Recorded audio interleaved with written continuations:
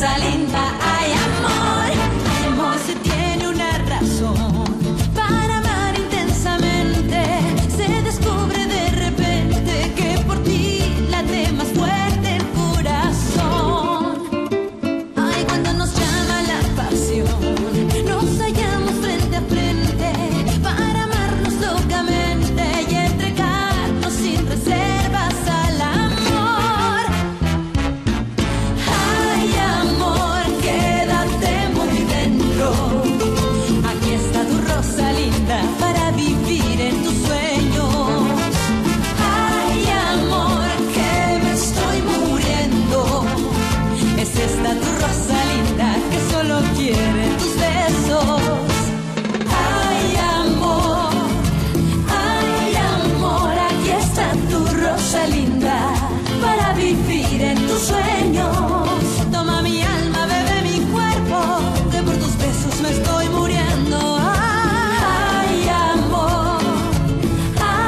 amor, es esta tu Rosalinda que solo quiere tus besos.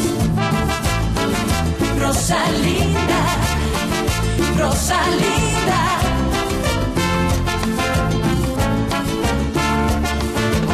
Rosalinda, ay amor. Sinabi ko na sa'yo na hindi kailangan magpatingin sa doktor. Pero mahal ko, handa ako sumailalim sa mga test. Malaman lang natin ang dahilan kung ba't tayo hindi magkaanak. Sa tingin ko medyo pinapalala mo lang, Anibal. Hindi kita maintindihan. May pinapirmahan sa yung dokumento ang abogado ko. Hindi ako nagpunta rito para guluhin ka. Anong ginagawa mo rito kung ganon? Para makilala ang aking anak. Siya ba ang ama ni Abril? Si Rosalinda hindi kanya pakakasalan, Dorantes. Hindi niya pwedeng gawin yun dahil asawa ko siya. Hihiwalayan ka na niya. Mali ka. Mapapatay kita bago ko makita siyang ikasal sa'yo. Tiyak na magbabagong isip mo pag narinig mong balitang sasabihin ko sa'yo. Hindi ako interesado dyan. Dinadala ko ngayon ang magiging anak mo. Ayos ka na ba? Oo, Mama, pero hayaan niyo na ako. Kaya ko na kumain mag-isa. Ay, alam ko naman. Pero ang totoo, ako ang may gustong subuan ka at alagaan. Ang tagal mong nawalay sa piling ko. Marami akong napalagpas na mahalagang sandali ng buhay mo. Kaya ngayon gusto kong bumawi.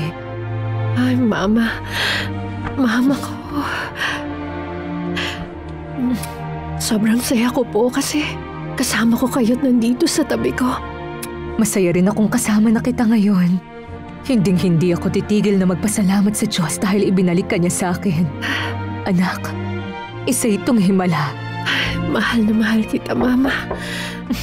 Mahal na mahal kita.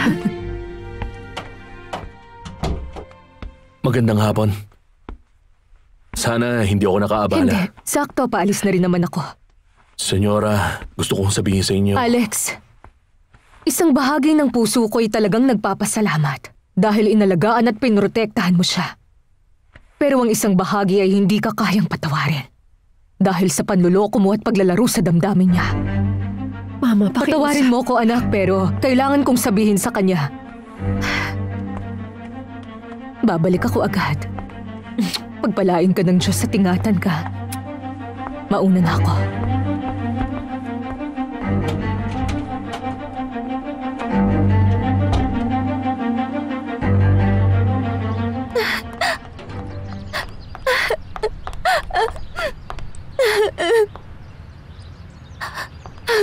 Anong problema, Iya?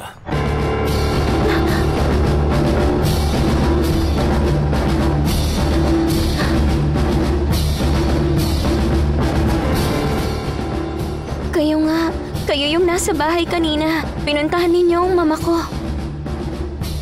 Ang iyong mama? Si Valeria Altamirano ang iyong mama? Kung sinabi ng doktor na hayaan mo makahinga ang sugat mo, sundin mo siya. Huwag mo na ibalik ang gasa. Ay, Alex, hayaan niyo na lang ako. Ayoko may makakita nito. Alex, bakit nandito ka? Malinaw ko sinabi sa'yo na ayaw na kitang makita.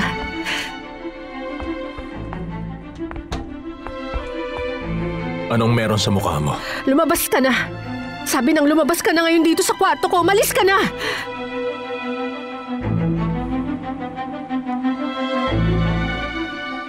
Tahan na, baby. Nandito na ang mama mo. Hindi ako ang mama ni Erica. Isaksak mo yan sa kokote mo, Alcira. Pero lagi niyang sinasabi... Wala nang saysay ang sinabi ko noon. Kaya lumabas ka na rito at isama mong batang yan dahil sumasakit ang ulo ko sa iyak niya. Oo, senyorita. Kahit anong sabihin niyo.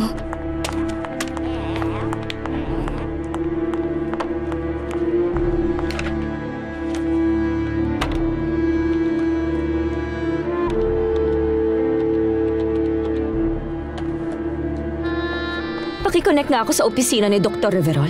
Ngayon na mismo.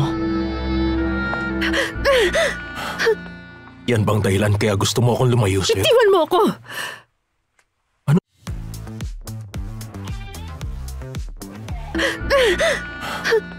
Yan bang dahilan kaya gusto mo akong lumayo sa'yo? Itiwan mo ako! Anong klaseng lalaki bang tingin mo sa akin? Wala sa akin ang peklat na yan. At hindi rin yan nababawasan ang pagmamahal ko sa'yo. Kung inakala mong maawa ko sa'yo dahil nakita ko to, nagkakamali ka. Mahal kita. Mahal kita, Rosalinda. Hindi mo pa rin ba ito maintindihan? Layuan mo siya, huwag mo siyang hawakan! Bitiwan mo ko, hayop ka! Ang sabi ni Rosalinda, umalis ka na. Ayaw ka na niyang makita. Kakalad ka rin kita o aalis ka? Sige, subukan mo! Pakiusap, huminahon kayo. Anong problema niyo? Bakit kayo dito nag-aaway dalawa? Rinig na rinig sa labas ang sigawan ninyo. Papa, pakiusap. Paalisin niyo rito si Fernando Jose. Hindi ako aalis. Hanggat hindi tayo nag-uusap, marami pa tayong kailangan linawin. Una sa lahat, kailangan mong maniwalang mahal pa rin kita. Pakiusap, Fernando Jose, umalis ka na rito. Magkakaroon lang ng problema si Rosalinda. Gusto ni Rosalinda na umalis na ang pangahas na yan dito. Siya ang ayaw niya makita. Itiwan mo ako. Binabalaan kita. Pakiusap! Pwede ba? Tumigil na kayong dalawa! Tama na. Hindi ito ang lugar para mag-away kayong dalawa. Makinig kayo sa akin! Tumigil na Ano kayo. ba ang nangyayari dito, ha? Ang gulo-gulo ninyo! Inuutusan ko kayong lahat na lumabas na rito o tatawag ako ng security! Babalik ako. Pangako, babalik ako.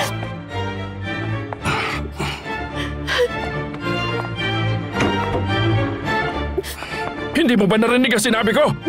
Lumabas ka na rito! Ngayon na! Labas na, Alex. Sige na, labas na muna. Sige Labas na! Labas!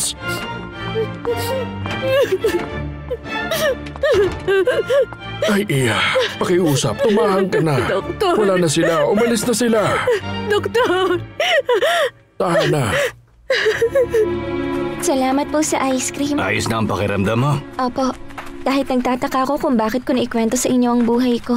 Siguro kasi nagkaroon ka ng tiwala sa akin. Ang totoo, kakaunti lang ang mga taong pwede kong kausapin. Hindi ko alam kung bakit. Kitang-kita naman ang mga tao na mabait ka at napakaganda mo rin. Kaya dapat napapaligiran ka ng mga kaibigan mo. Hindi ako maganda. Pangit ako. Walang espesyal sa akin. Ganito, may alok ako sa'yo. Handa akong maging isang kaibigan mo para makinig sa'yo tuwing may problema ka o malungkot ka. Pero huwag mo itong pagsasabi, lalo na sa iyong mama. O kahit na kanino. Ay, kilala mo naman ang mama mo, lalo na ayaw niya sa akin. Pero saan niyo nakilala ang mama ko? Ay, mahabang kwento, saka ako nilang sasabihin sa'yo. Ayos lang.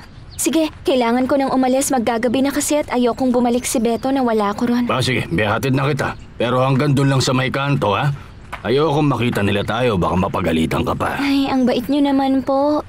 Sige, habang naglalakad tayo, pwede mo pa rin ikwento sa akin ang kahit ano tungkol sa'yo.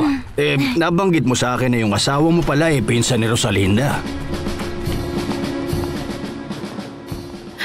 Makakatulog ka ng mahimbing dahil dito sa pampakalmang binigay ko. Para makapagpahinga ka. Kumusta ang pakiramdam mo? Nahihilo ako. Parang umiikot ang ulo ko, doktor. At nanghihina rin ako. Parang pagod na pagod. Natural lang yan, Iya. Kasi naman, sobrang dami na nangyari ngayong araw para sa'yo.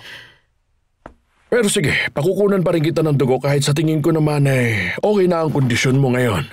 Kayong bahala, doktor. Doktor, may naghahanap sa inyo sa opisina. Sino? Si Senyora Altamirano. Fedra Altamirano. Senyora Altamirano. Pedra Altamirano. Rosalinda.